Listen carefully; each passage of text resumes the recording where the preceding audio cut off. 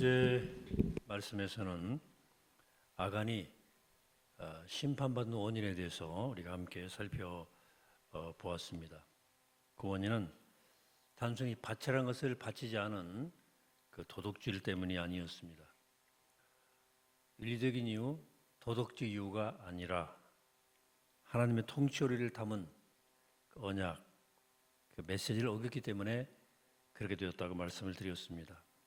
예수 믿는 사람들은 누구의 힘으로 또 무슨 힘으로 살아가느냐 하는 것을 상징하는 그 명령을 어겼기 때문에 이스라엘 전체가 아이성 실패라고 하는 큰 어려움을 겪게 되었습니다. 오늘은 그 아간의 죽음이 주는 의미를 조금 더 깊이 좀 살펴보도록 그렇게 하겠습니다. 이 아간의 죄로 인해 자기 자신 그리고 관계된 모든 것들이 죽임을 당해서 골짜기에 무덤을 이루게 됩니다. 성경에 우리가 무시무시한 현장 몇 군데를 우리가 보는데 그 중에 한 현장이 오늘 아골 골짜기입니다. 유명한 아골 골짜기죠. 찬송가도 있죠. 아골 골짝 빈들에도 복음 들고 가오리다. 정말 갈만한 곳인지 한번 살펴보도록 하겠습니다. 오늘 본문 2절의 말씀을 이어서 보면 아간은 좁혀오는 수사망을 피하지 못하고 결국 체포되어 끌려가고 여호수아 앞에서 그의 범죄를 낱낱이 이실직고하게 됩니다. 21절입니다. 내가 노력한 물건 중에 시날산의 아름다운 니트 한 벌과 200세겔과 그 무게가 50세겔 되는 금덩이 하나를 보고 탐내어 가졌나이다. 보소서 이제 그 물건들 내 장막 가운데 땅속에 감추었는데 너는 그 밑에 있나이다 하더라. 여기에 아간이 범죄를 하게 된 세 가지의 경로가 소개됩니다. 처음에는 보고, 두 번째는 탐내어, 세 번째는 가졌나이다. 이렇게 그 경로를 소개합니다. 성경에 다른 것도 이 경로가 나오는데 창세기 3장입니다.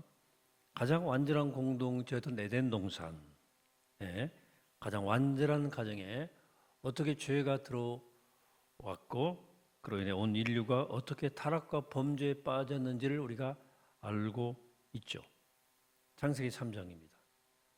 너희가 그것을 먹는 날에는 너희 눈이 밝아져 하나님과 같이 되어 선악을 알 줄 하나님이 아심이라.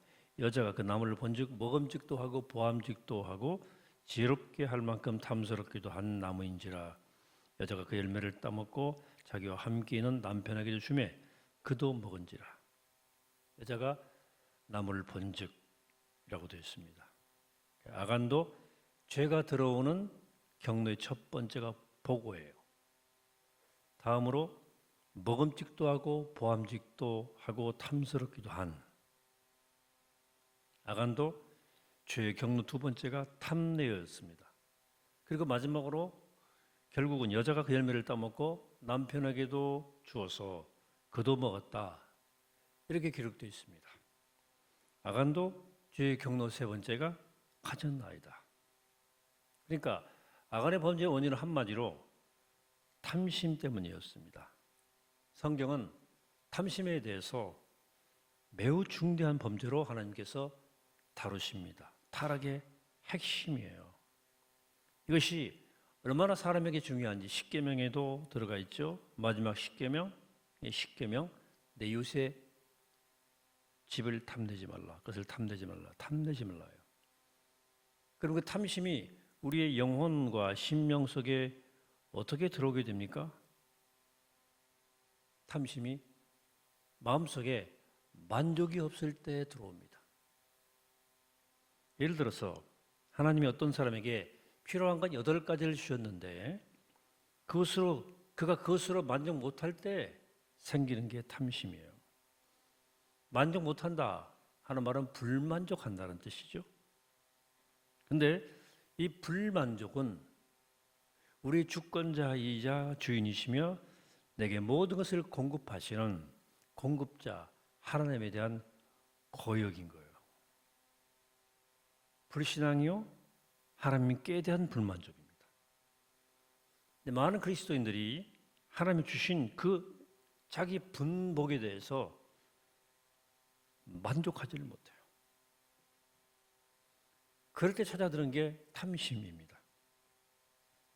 그러면 이 탐심이 얼마만큼 대단한 죄이기에 이렇게 아간과 함께 속한 모든 것들을 골짜기에 묻고 돌로 죽이고 이것을 오늘날까지 우리에게 들려주는지를 한번 살펴보겠습니다. 오늘 15절에 하나님이 아간의 범죄를 어떻게 평가하신지 한번 15절 보세요. 보십시다.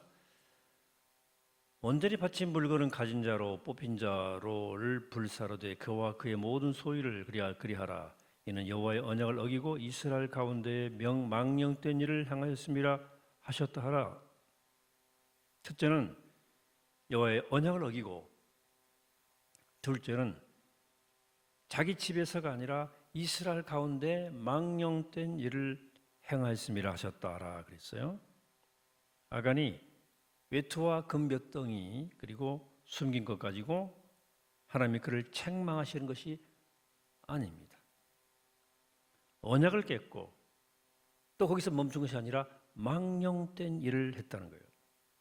망령되라 말하는 히브리 말은 네발라인데요. 이 네발라는 단어가 동사로 사용될 때는 남편 있는 여자가 그 남자가 다른 남자 다른 여자와 부적절한 관계를 맺는 행위를 뜻합니다. 탐심이 그렇다는 거예요. 하나님은 탐심이라는 죄를 그렇게까지 중하게 보십니다. 그래서 이 탐심이라는 죄가 간단한 단순한 죄가 아니에요.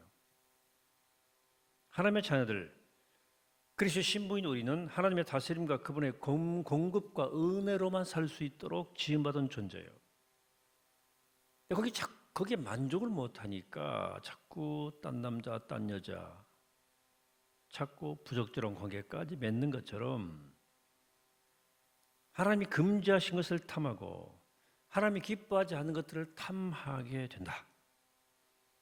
이게 바로 하나님께서 말씀하신 망령된 일입니다. 결국 탐심의 문제는 단순한 도덕질의 문제가 아니고 하나님을 두고 다른 우상에게 절을 하는 것과 똑같다. 그래 골로새 3장 5절은 탐심은 곧 우상 숭배라고 말씀을 하신 거예요. 오늘 여러분들 어떤 탐심이 있나요?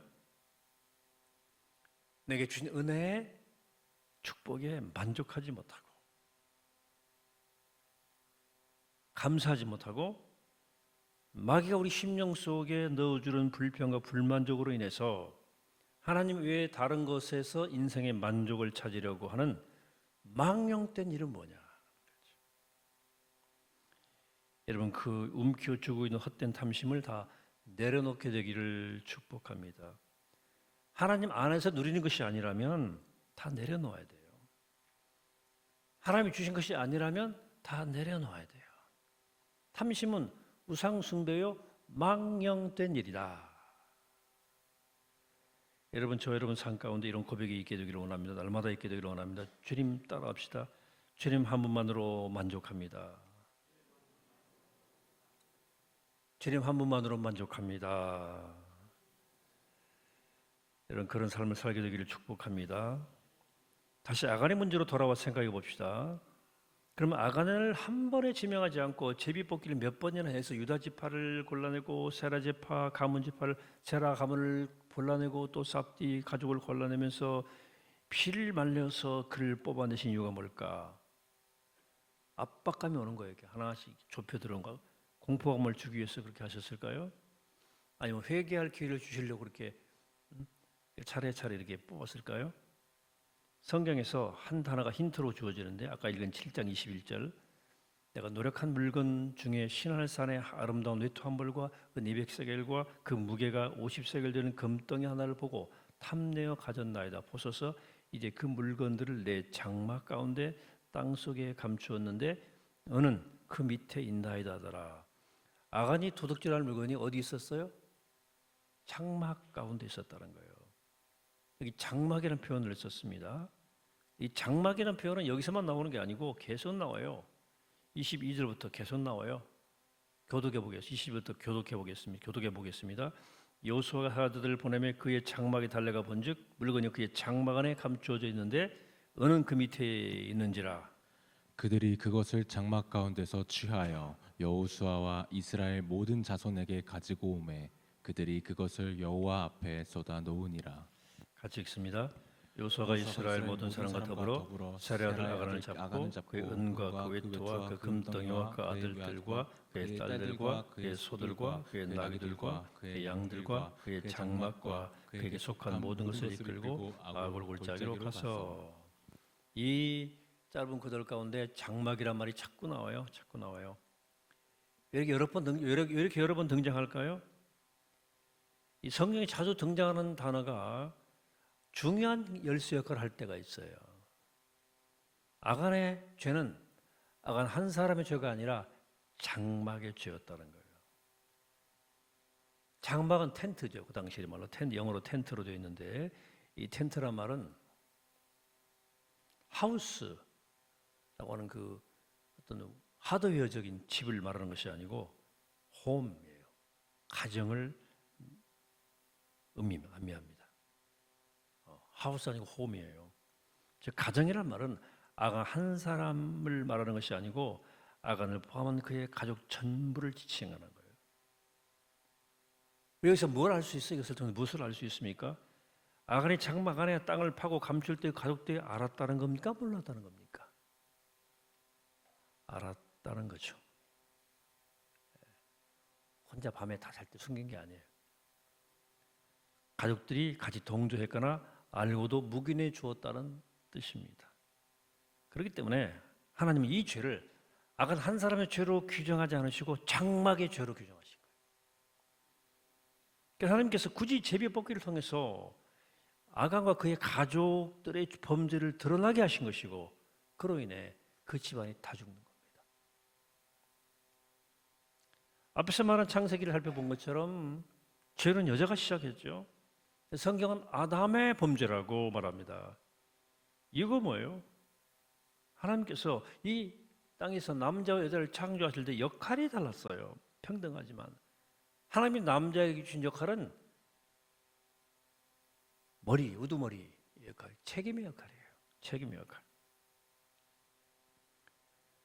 못난 남편들이 못이 안 되면 마누라 잘못 만나 그렇게 해줬다고 얘기하죠? 그렇지 않아요. 남자 역할은 머리예요. 지도자예요. 책임지는 거예요.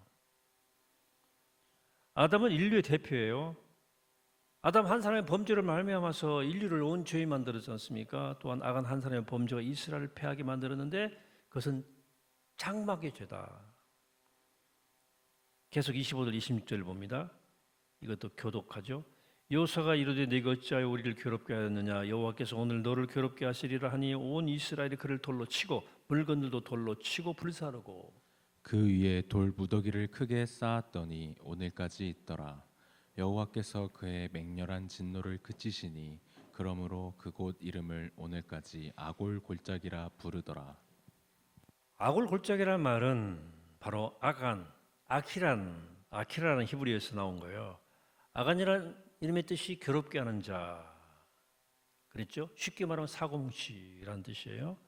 그래서 이 아골 골짜기는 괴로움의 골짜기라는 뜻을 가지고 있습니다. 이곳에 하나님께서 아간과 함께 관계된 모든 것을 묻어버리셨어요.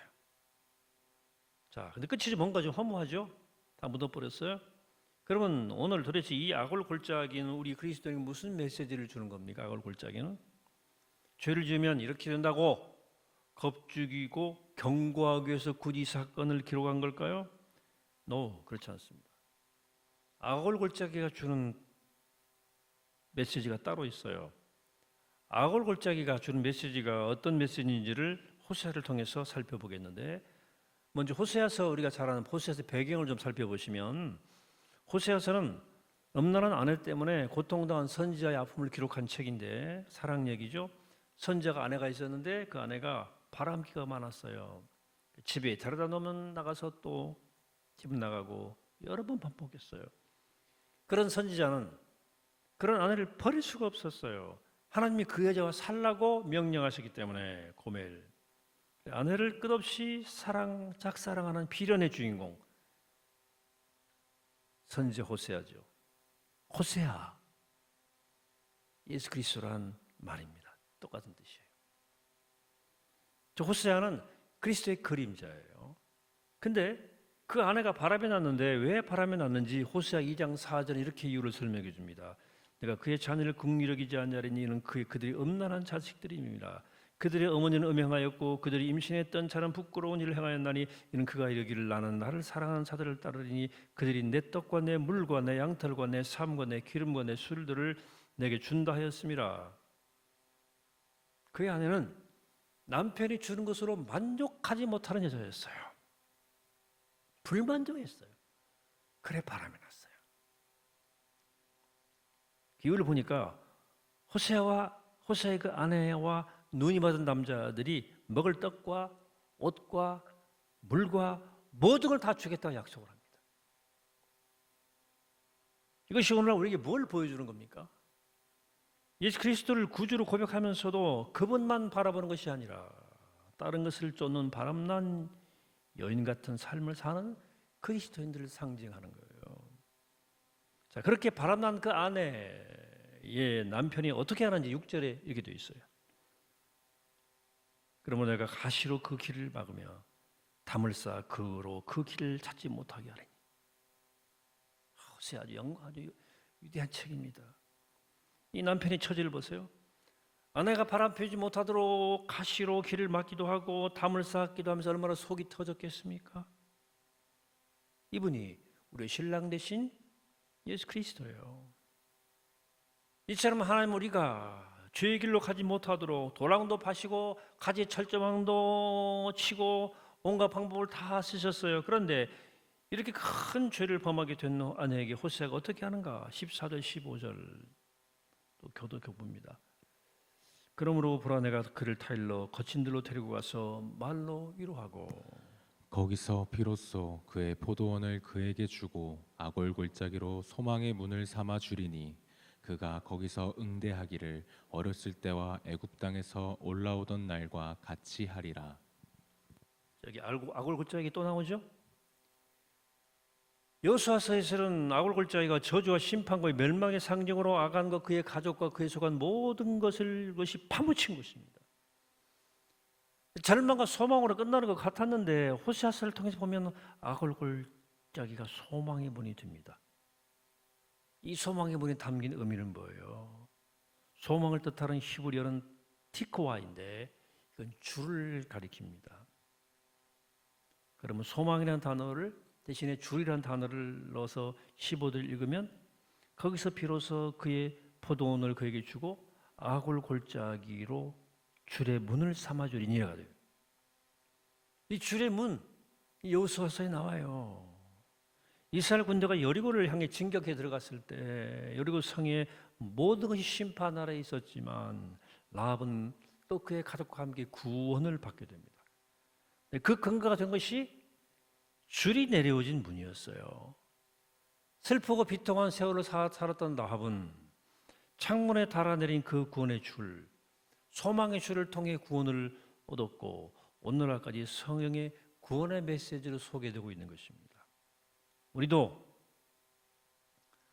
아간처럼 마땅히 죄로 인해 마땅히 묻혀 죽어야 할 그 아골 골짜기가 호세아로 상징되는 우리의 영원한 대제사장이신 예수 그리스도께서 대신 죽으심으로 소망의 장소와 구원의 장소가 된 거예요. 주님께서 우리의 절망의 아골 골짜기 같은 우리를 소망의 아골 골짜기로 바꿔주신 거예요. 그런데 아직도 절망과 저주의 아골 골짜기 삶을 벗어버리지 못하고 하나님 안에서가 아닌 세상에서의 만족을 추구하는 온갖 탐심과 죄악에 물들어져 있다면, 내 속에 아직도 아간 같은 모습들이 있다면 철저히 죽여서 돌로 무덤을 만들고 파묻어버려라.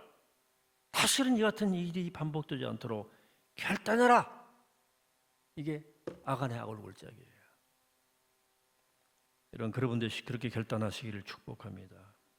그리하여 절망과 저주와 사망의 악올 골짜기 같은 인생이 주님 안에서 소망과 축복과 생명이 풍성한 악올 골짜기 인생이 되는 복된 여러분 되시기를 이 아침에 주의 이름으로 간절히 축원합니다. 기도하겠습니다. 거룩하신 아버지 하나님, 절망의 악올 골짜기를 소망의 골짜기로 변화시키신 주님의 사랑, 그 십자가의 사랑을 기억합니다. 우리 다간처럼 죄로 인해 마땅히 묻혀 죽어야 할 그 악올 골짜기가 우리 영원한 제사장이신 그리스도의 십자가의 죽음을 통해 소망과 구원의 장소가 되었으니 이 믿음으로 우리가 절망의 악올 골짜기 같은 우리의 삶을 소망의 골짜기로 바꾸시는 은혜 안에서 올해도 새롭게 살아가는, 은혜로 살아가는 주의 능력과 생명의 십자가로 살아가는 우리 될 수 있도록 축복하옵소서. 감사드리옵고 예수 그리스도 이름으로 기도합니다. 아멘.